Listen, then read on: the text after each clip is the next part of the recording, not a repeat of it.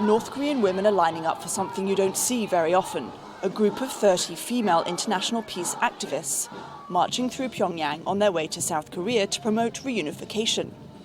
They're going through what's called the demilitarized zone, but it's in fact one of the most heavily militarized borders in the world. The country's divided 70 years ago. They're still technically at war, even though the fighting ended in the 1950s with a ceasefire. So Koreans can't usually cross the DMZ. What a wonderful thing to be able to walk with North Korean women on the road to Kaesong towards the DMZ. There are women of 15 nationalities in the group. One of them is Nobel Peace Prize winner Lamar Bowie, who is credited with helping end Liberia's civil war in 2003. There's also Gloria Steinem, a women's rights campaigner from the United States. A report released by the United Nations in 2014 says there are severe human rights abuses in North Korea.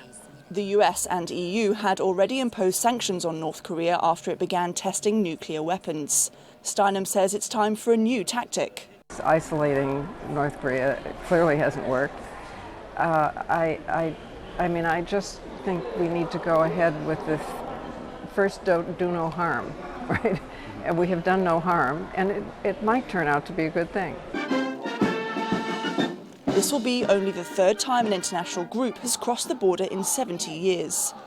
They weren't sure if they'd get approval, but both North and South Korea have agreed, something that doesn't happen very often. Caroline Malone, Al Jazeera.